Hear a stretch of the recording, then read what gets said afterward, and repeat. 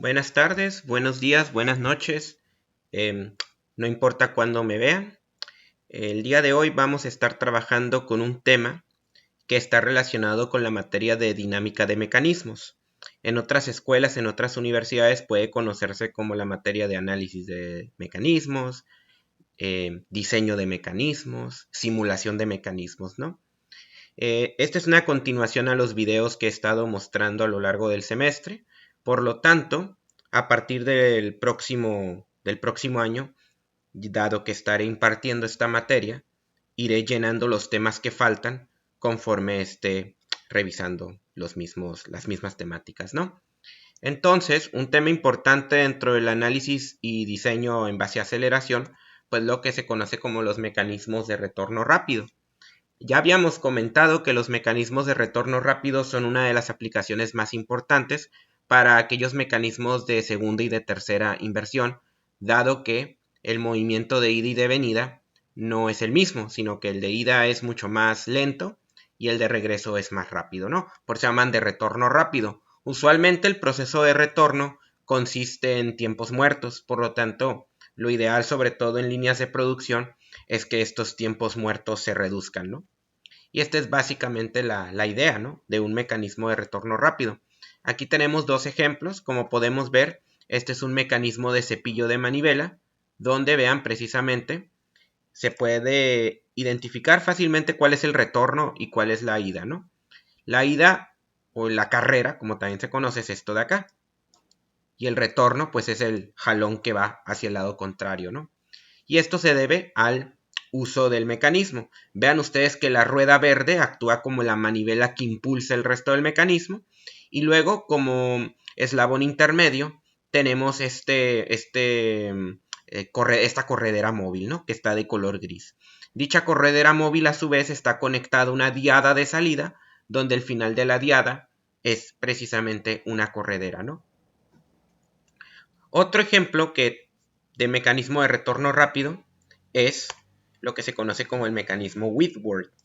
Tal vez no se vea tan claro porque esta animación va un poco más lenta, pero aquí nosotros tenemos la carrera y luego vean ustedes que el retorno ya es mucho más rápido, ¿no? Entonces, se va moviendo así, ya que la carrera suele ser una operación más delicada, y finalmente el regreso, ¿no? Que usualmente el regreso no carga ningún tipo de material y por lo tanto también podemos irnos más rápido, ¿no? Bien, aquí por ejemplo vean ustedes una diferencia importante, y es que aquí en el cepillo de manivela nosotros tenemos este eslabón, la corredera móvil, oscilando, ¿no?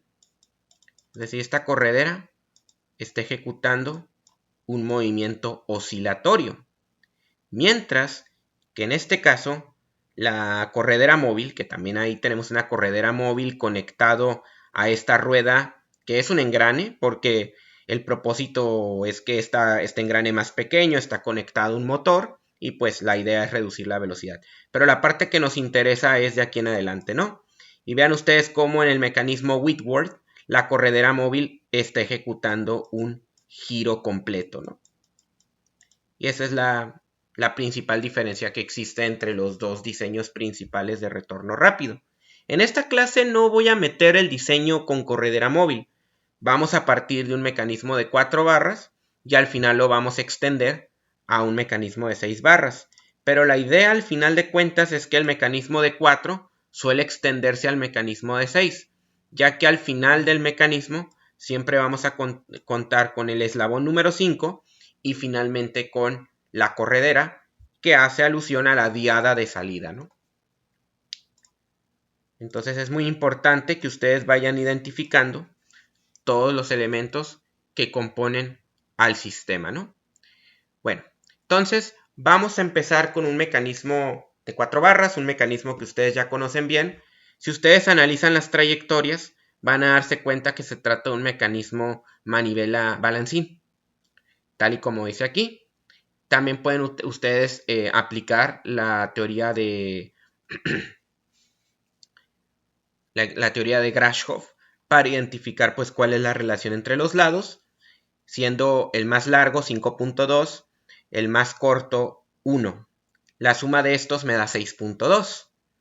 que es pues de acuerdo con las reglas de Grubler. Por su parte, este es el más corto, este es el más largo, perdón. Este es el más corto. Y finalmente los dos de en medio, ¿no? Que los dos de en medio haciendo una suma, pues da 7.2. Por lo tanto, S más L es menor a P más Q. Indicando pues que es un mecanismo Grashof de movimiento continuo. Sin embargo, ¿qué es lo que lo hace balancín?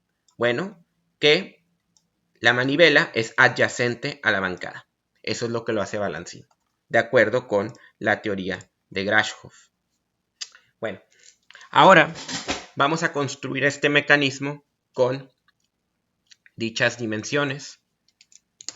Entonces de aquí vamos a entrar a un programa que se llama Working Model. Working Model nos permite modelar el comportamiento de los mecanismos en 2 dimensiones. Y es un programa que me parece bastante útil para este tipo de simulaciones, ¿no?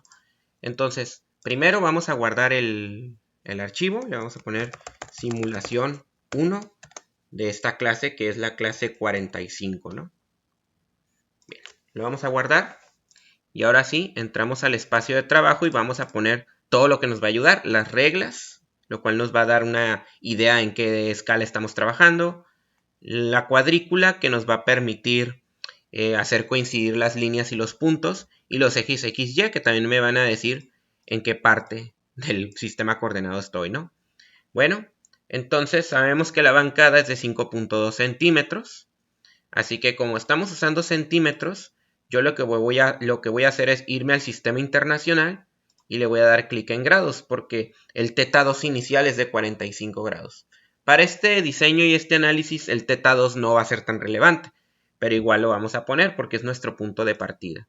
Le damos clic aquí donde dice más opciones y vamos a cambiar la distancia o longitud de metros a centímetros. Vean ustedes que el sistema de unidades ya me lo marca como personalizado. Le damos clic aquí y vean ustedes este tamaño, mucho más grande que el eslabón más largo, que es solo de 5.2. Entonces me voy a acercar, uno más y yo creo que aquí está bien. Entonces la bancada sabemos que es de 5.2. La bancada no necesariamente tiene que estar representado por un eslabón físico, puede ser un espacio donde se sujeta el resto de mi mecanismo. Por lo tanto, aquí voy a poner un punto de la bancada en el origen y el otro lo voy a poner en 5.2, ¿no? Y aquí le cambiamos, porque aquí las coordenadas se pueden cambiar. Y aquí ponemos 5.2. Y con eso ya tenemos la bancada. Ahora vamos a dibujar el resto de los eslabones. Dichos eslabones son simples rectángulos, tiritas. Así que vamos a dibujar la tira 1 para el rectángulo 2, para el eslabón 2. Y luego vamos a usar las propiedades. Hacemos clic en el botón de selección. Seleccionamos, válgame la redundancia, esta barra. Y pues simplemente hago copy-paste. Vean ustedes cómo aquí yo ya tengo la barra 2, la barra 3 y la barra 4. Dicho esto, vamos a la barra 2, que tiene una longitud de solo 1 centímetro. La barra 3, que tiene una longitud de 4.7 centímetros. Y la barra 4, que tiene una longitud de 2.5 centímetros. Entonces, esto de aquí lo guardamos. Y lo que sigue es ponerle, vamos a conectarlo. ¿Cómo conectamos esto a la bancada y entre sí? Bueno, lo que vamos a hacer es agregar estos elementos que se llaman elementos puntuales o point elements. Y lo vamos a hacer a la mitad y al extremo de cada barra. No olviden que esta es la 2, entonces va a la entrada. Esta aquí sería la 4, que por su parte es la que va a la salida. Y finalmente la barra 3, que es la que va en medio, la ponemos aquí. E igual, inicio y final. Básicamente esto es como armar legos. Lo que vamos a hacer es seleccionar estos dos puntos. Lo podemos hacer directamente mientras sostenemos la tecla de Shift. Y vean ustedes que se va a activar esta opción que dice unir o join en inglés. Ustedes le pueden dar clic aquí y vean ustedes cómo se conectan, ¿no? Y este lo podemos mover, por ejemplo, a 45 grados, como dice inicialmente el problema. Para el eslabón de salida, lo mismo. Tengo este punto al que le denominamos O4 y le vamos a unir con este punto a la izquierda del eslabón 4. Aquí, por ejemplo, volvemos a hacer clic entre los dos puntos mientras sostenemos Shift. Se activa el join, le damos clic y vean ustedes cómo el eslabón ya está listo, ¿no? Y finalmente solamente nos queda repetir el proceso para el eslabón del medio, ¿no? Acomodamos un poco el mecanismo para que podamos terminarlo de armar. Y ahí está el mecanismo que nosotros queremos analizar. A este le voy a dar 45 grados y ya tenemos el mecanismo en su posición original. Si le damos clic aquí a Run, nosotros podemos empezar a ver cómo el mecanismo se va a mover. Pero se mueve un poco extraño porque en realidad lo único que está moviendo este mecanismo es el efecto de la gravedad. La gravedad nos va a meter más bien ruido para esto. Entonces me voy a ir aquí donde dice Mundo, World. Le voy a dar clic aquí donde dice Precisión. No, no es cierto. Precisión todavía no. A donde dice Gravedad, perdón. Y aquí vamos a desactivarla por completo. Ya está. Entonces si le damos clic, ya no hay nada que haga hacer mover al mecanismo. Porque este mecanismo, en vez de estar en el plano vertical, como ahorita pudieran ver así, ya se encuentra en el plano horizontal. Por lo que el efecto de la gravedad se puede considerar como despreciable, ¿no? Bien, detenemos la simulación. Y ahora, ¿cómo vamos a hacer mover esto? Bueno, muchos de estos mecanismos operan haciendo girar la manivela. De ahí su nombre. Entonces vamos a dar clic a este motorcito. Lo ponemos acá. Ah, bueno, sí, hay que resetear la simulación, ¿no? Le damos, no solamente hay que detenerla, hay que resetearla. Le damos clic aquí, al motorcito, y de preferencia que esté sobre O2. Y este motor va a tener aquí esta velocidad estándar, que es 57.296 grados por segundo, lo cual en radianes es equivalente a la unidad, ¿no? O sea, un radian por segundo. Otra cosa que debemos de cuidar, chicos, es aquí donde dice Measure, el objeto, hay que cuidar que no colisionen entre sí, porque a veces los eslabones se van a encimar. Si yo le pongo colisionar, así como está, miren lo que va a pasar. Cuando los eslabones empiecen a cruzarse entre sí, puede darse el problema. Ah, bueno, aquí está funcionando bien, ¿no? Vean ustedes cómo está funcionando. Bien. Sin embargo, puede darse el problema de que si se cruzan dos eslabones, el mecanismo se atora. Pues vamos a suponer que no colisionan de todos modos, ¿no? Este está a un radian por segundo, yo creo que es más que suficiente. Ya si quieren verlo a mejor precisión, siempre pueden subir aquí el número de cuadros por segundo. Creo que me fui un poco rápido. Nos vamos a World, les damos clic a Accuracy y aquí le vamos a cambiar la precisión a, digamos, no sé, 4000 cuadros por segundo, ¿no? En apariencia la simulación va a ir un poco más lenta. De hecho va muy lenta, entonces tal vez no requiramos esa precisión.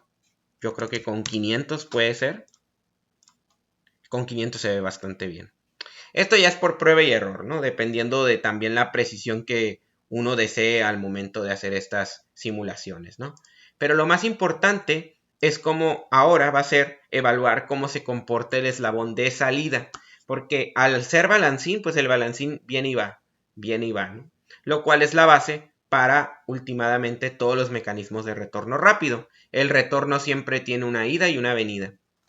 Bien, entonces aquí lo que voy a hacer es medir la velocidad angular. Y bueno, vean ustedes que hay aquí algunas cosas con este medidor. Esto está en...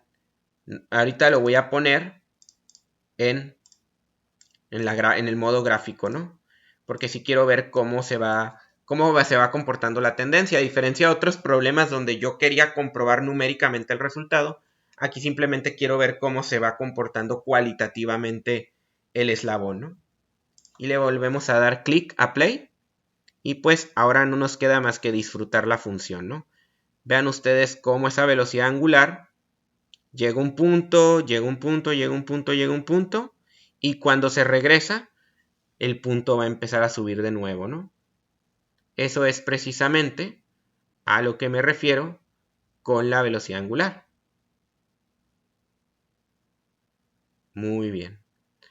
Aquí, por ejemplo, pueden ver que prácticamente la llegada y la ida y la venida son simétricas.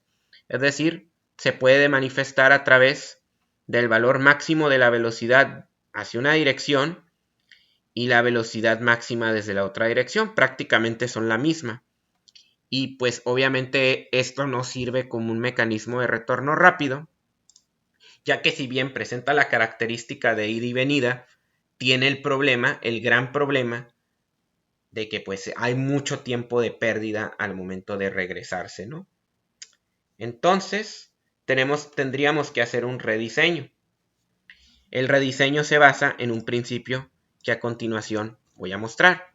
Regresándonos a la presentación, nosotros tenemos que darnos cuenta de algo importante, algo que no habíamos rediseñado en todo el curso, y es la relación que hay, pues, del valor máximo que agarra este punto A. Este es el punto A, recuerden. Este era el punto O2, el punto B y finalmente el punto O4, ¿no? Este se llama A1 y este se llama A2. A1 y A2 están sobre la misma línea, sobre todo si los hacemos pasar por este punto B que está aquí. Eso significa que nunca voy a lograr cambiar esta relación 1,1. Para yo poder cambiar esa relación de igualdad, lo que tengo que hacer es modificar estos ángulos de excursión, el ángulo beta y el ángulo alfa. Y bueno, aquí lo que se tiene que hacer es entender primero que hay una relación de excursiones entre alfa 1, alfa R y beta R, ¿no? Si ustedes se dan cuenta, beta va a ser prácticamente la ida y alfa tiene que ser el retorno. La relación de tiempos, obviamente, nosotros queremos que sea lo más menor posible, de tal manera que el retorno sea mucho menor a la ida, de tal manera que TR tiene que ser de preferencia mucho menor que 1. Obviamente, los dos retornos están restringidos porque todo problema de optimización siempre tiene una restricción, pues que suman 360 grados. Y bueno, aquí todos nosotros vamos a hacer una modificación con el ángulo delta. Ese ángulo delta es clave. ¿Por qué? Porque nos va a permitir realizar el rediseño de nuestro mecanismo. Y ahorita lo vamos a poner a prueba en el siguiente problema. El problema 14 dice, rediseñar el mecanismo manivela-balancín anterior para que cumpla con una razón de tiempo de 1 a 1,25 con una excursión máxima de 45 grados para el balancín. Este valor ahorita nos lo están dando, pero pues depende muchísimo de la aplicación, del espacio donde ustedes van a ubicar el mecanismo. Entonces ya es una restricción de diseño para que lo tengan en mente. Esta relación de tiempo, si se dan cuenta, no es muy pequeña, así que puede que el retorno sea ligeramente menor a la ida nomás. Una vez más, esto depende de los requerimientos de tiempo que tenga, por ejemplo, una línea de producción, una línea de empaque, etcétera, etcétera, ¿no? Entonces, lo que vamos a hacer aquí es fundamentalmente aplicar las ecuaciones que ya venían previamente. Nosotros, primero que nada, necesitamos una relación de tiempos. Y esa relación de tiempos es de 1 a 1,25, ¿no? Esa relación de tiempos tiene una definición. De 1 a 1,25, al final de cuentas es una razón, es de alfa R a beta R. Y la otra relación es que alfa R más beta R tiene que ser igual a 360 grados. Entonces prácticamente nosotros tenemos acopladas estas dos ecuaciones. No es un sistema de ecuaciones muy difícil de resolver, porque al final de cuentas aquí, como en todo problema de proporcionalidad, ustedes lo pueden resolver aplicando productos cruzados. No hay mucha complicación. Rápidamente vemos que la excursión de ida es 1,25 la excursión de regreso. Y esto de acá simplemente pues, lo vamos a sustituir, ¿no? No tiene mucha complicación. Entonces aquí tenemos alfa R más beta R, pero beta R es 1,25 alfa R. Y acá tenemos los 360 grados. No se preocupen, no hay necesidad de cambiar a radianes, ¿no?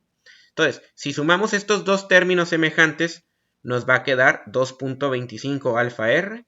Y esto es igual a 360 grados. Y finalmente, por división, encontramos que alfa R tiene que ser igual a 360 dividido entre 2.25. Por lo tanto, el ángulo de retorno tiene que ser 160 grados y el ángulo de ida pues es beta r igual a 360 menos alfa r, o sea, 360 menos 160, que es 200. Uno puede verificar rápidamente este resultado haciendo la división de 160 a 200, que es 0.8. Es lo mismo que 1 a 1.25. 8 décimas partes, ¿no? Eso es importante porque son los parámetros que van a afectar el rediseño del mecanismo. También tenemos el ángulo de excursión al que vamos a determinar como el delta teta 4, que es igual a 45 grados. Bien, con esta información nosotros vamos a empezar a hacer un diseño geométrico del mecanismo. Este es un problema geométrico. Si bien es cierto que pueden utilizar juego de geometría, también pueden basarse en las capacidades de diseño que tiene un programa tal y como SolidWorks. Acaba de abrir el programa y vamos a empezar a hacer las modificaciones en el trazado. Hay un concepto importante que se conoce como el ángulo de construcción. Ese ángulo es el que me va a permitir modificar la ida y la vuelta. Es el famoso ángulo delta que ya había mostrado previamente.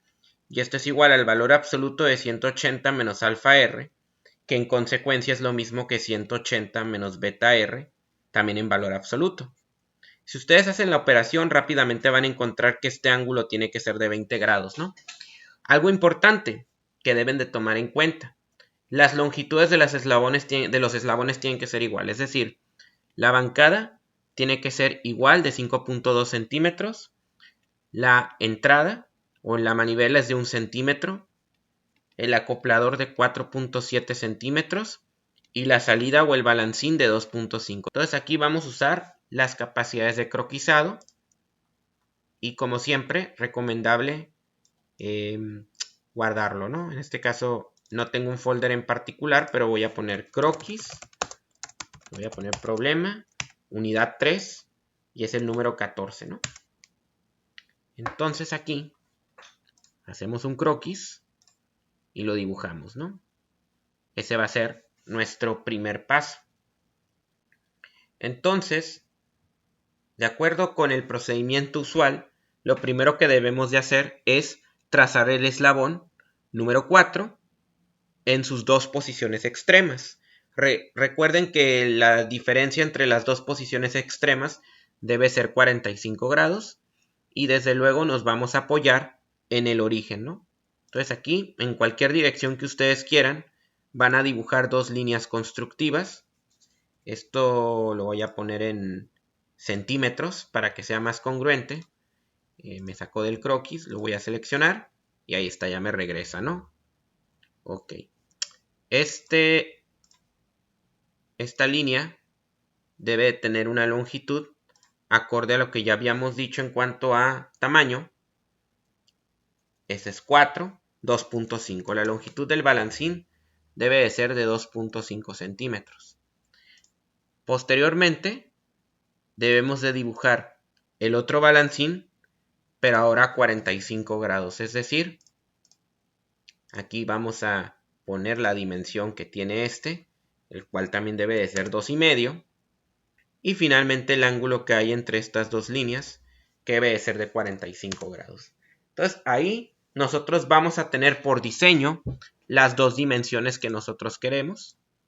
Vamos a alejar mucho más nuestro croquis, porque pues vamos a tener que ir dibujando el resto de los elementos, no solamente la salida, ¿no? Como viene acá.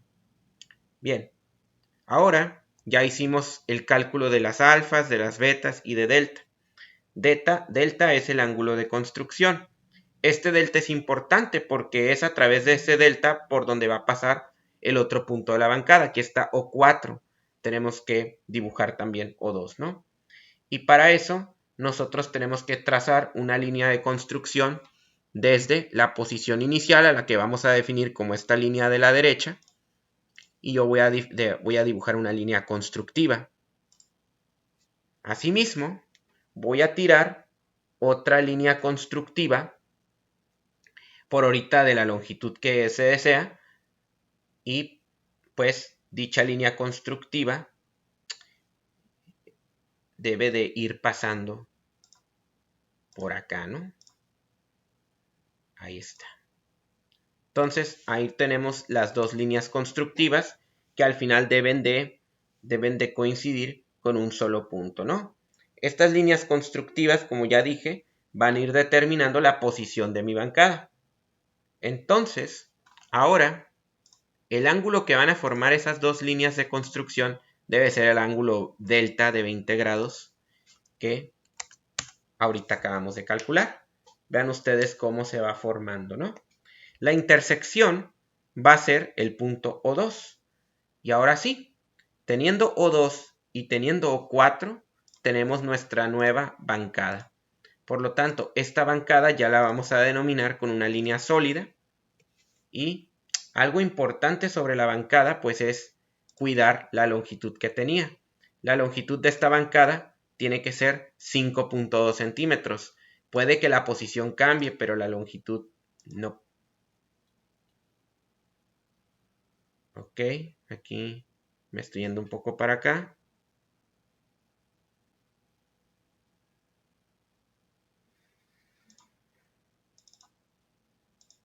Ok, ahí está. Más que ando batallando porque la quiero cargar en esa dirección. Ahora la pregunta es, ¿y cómo le vamos a hacer para hallar las longitudes? Recuerden que la bancada siempre va a ser la misma. Como no se mueve, siempre se queda en la misma posición. Así que esta ya no se pone línea punteada ni nada, ¿no? Ahora necesitamos las longitudes de L2 y de L3 y L2. En este caso, para poder encontrar las longitudes de L3 y L2, lo que vamos a hacer es, primero, tomar en cuenta que como tenemos posiciones extremas, y esto es algo que nosotros habíamos visto desde la clase de... Voy a salir un poco del croquis. Esto es algo que nosotros habíamos visto desde los temas iniciales. Cuando tenemos posiciones extremas, sabemos que, por ejemplo, la distancia que hay de O2 hasta lo que sería el punto B, en esta posición extrema a la que le voy a llamar O2B1, sabemos que ahí está el mecanismo extendido entre la manivela y la... ¿Cómo se llama? Entre la manivela y el acoplador, ¿no? Perdón. Entonces aquí yo tengo L3 más L2. Por su parte, cuando pasa para acá, para esta otra posición extrema, nosotros lo que vamos a tener es una resta entre L3 y L2. Porque acuérdense que este es lo que se conoce como el caso extendido. Y este es el caso traslapado, ¿no? Entonces, en teoría, lo que tenemos que hacer ahora es medir este y resolver el sistema de ecuaciones. Y con eso nosotros ya vamos a poder encontrar rápidamente los valores de L3 y L2. Pero si no tienen un software muy preciso como es... esto de aquí lo pueden hacer a mano analógicamente, así que no debe de haber ningún problema, ¿no? Entonces, tenemos aquí O2B1, ¿no? Y aquí lo que podemos hacer es trazar un arco, tal y como lo hacen ustedes para los trazados de los mecanismos de 4 barras. Dado que tenemos dos incógnitas, que son L2 y L3, pues podemos usar el método de los arcos. Entonces aquí yo lo que voy a hacer es dibujar un arco, y es lo que se conoce como arco centro extremos. Mi centro está en O2. Me voy para acá porque tiene que ser del mismo radio que esta longitud. Y aquí lo que voy a hacer pues es dibujar un arco, ¿no? Ahí está. Ahora lo que toca es extender esta línea que tenemos acá. Esto ya el arco ya está listo. Ahora continuamos extendiendo esta línea para que llegue acá. Para asegurarnos que todo esté bien es que esta línea y esta línea sean colineales, ¿no? Para que sea una verdadera extensión. De tal manera que aquí, primero, esta parte del arco ya se puede recortar. Y segundo, esta longitud que tenemos aquí de 1.33 es el doble del largo de la manivela. Es decir, la manivela va a tener un largo de la mitad de eso. Y finalmente, haciendo la resta, vamos a obtener el largo del acoplador finalmente, ¿no? Entonces, aquí lo que voy a hacer es, agarro este, y este valor que tengo aquí le voy a sacar a la mitad. Y, por ejemplo, aquí nosotros tenemos el caso extendido del mecanismo. Por lo tanto, voy a dibujar una línea que va desde aquí hasta acá. Y prácticamente la manivela pues tiene la misma longitud ya sea en A2 o en A1, son cuerpos rígidos. Aquí le voy a poner una dimensión. Todas las dimensiones sí cambiaron y esto se divide entre 2, ¿no? Y finalmente, a partir de esto, nosotros ya podemos también calcular el largo del acoplador, ¿no? Que sería el resto del mecanismo. Y acá nosotros dibujamos esta cota. Ay, cuidado nomás. Tiene una longitud de 401, la voy a dejar como cota conductora. No, era conducida. Sí, porque ya el mecanismo prácticamente está resuelto, ¿no? Bien, así está conducida. Y ya con esto no voy a tener ningún problema. Entonces aquí ya están las longitudes de los eslabones. No había sacado al final 283, parece ser la longitud. Pero con cuidado porque esto está igual como conducida. Esta la bajo. Y otra cosa que nos va a servir es poner una línea constructiva horizontal que nos sirva como referencia. Esta la puedo dejar de longitud infinita y la voy a dejar horizontal. Entonces yo ya puedo calcular θ1, que no va a ser 0. Es un ángulo chiquito, pero no es 0. Es de 3 grados. Y vean ustedes cómo todo el croquis ya se me definió completamente. Cuando yo tengo un croquis completamente definido, significa que el proceso se realizó con éxito. Y finalmente aquí ustedes también pueden poner el ángulo, ya sería una cota conducida, θ2. El ángulo θ2, que este varía obviamente, para esta posición, sería de 26.79. Tenemos entonces las nuevas dimensiones del mecanismo. L1 igual a 2.83 y a un ángulo de 3.03.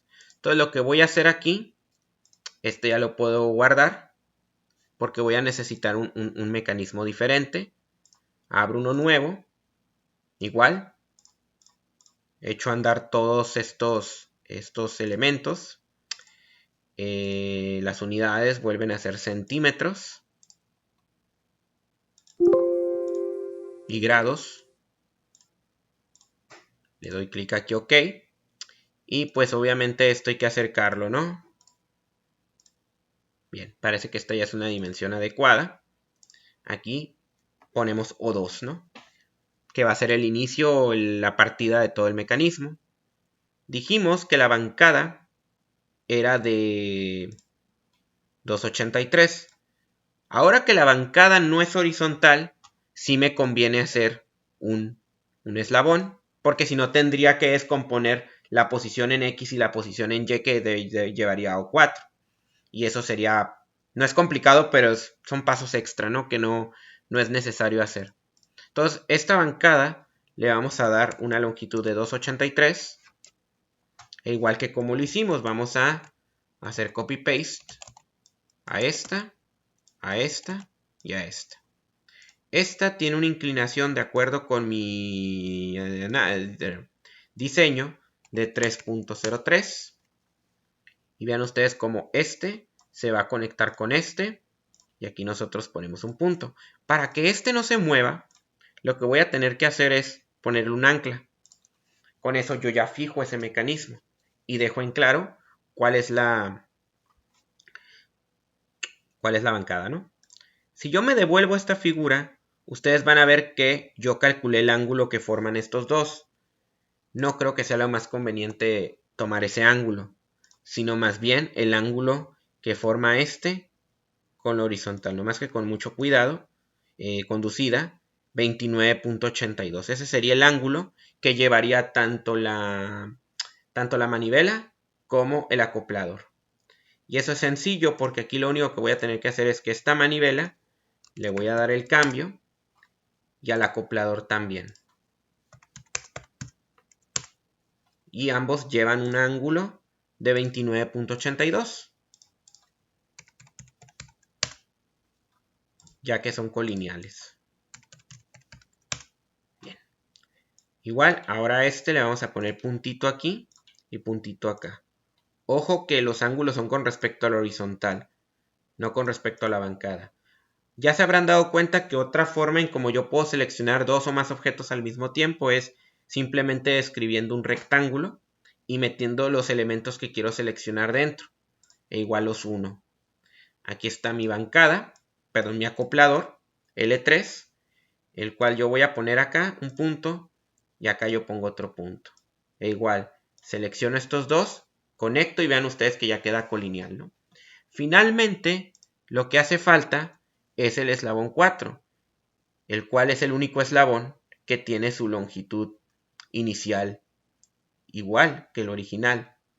Esa longitud, si no me equivoco, era de 2,5, aquí es 2,83, ponemos 2,5, ¿no? Entonces, de aquí a acá, pongo y conecto. Y de acá a acá, pongo y conecto. Con esto, yo debería de tener mi mecanismo en su posición original o posición inicial.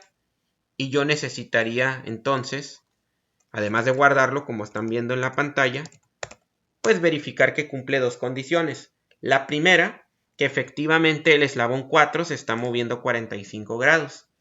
Para eso, me voy a medir la posición de ese eslabón, que es la posición rotacional, ya en grados, ¿no?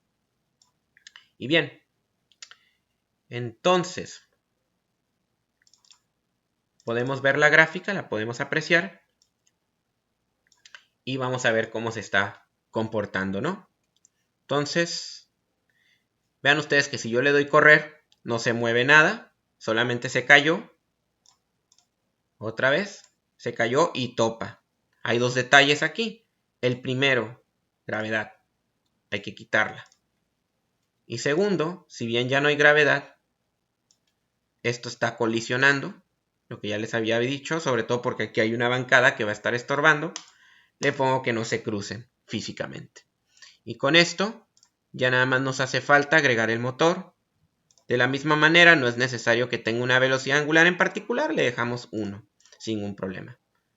Ya podemos correr esta simulación y vean ustedes, pues, cuáles son los valores límite que tiene este mecanismo, ¿no?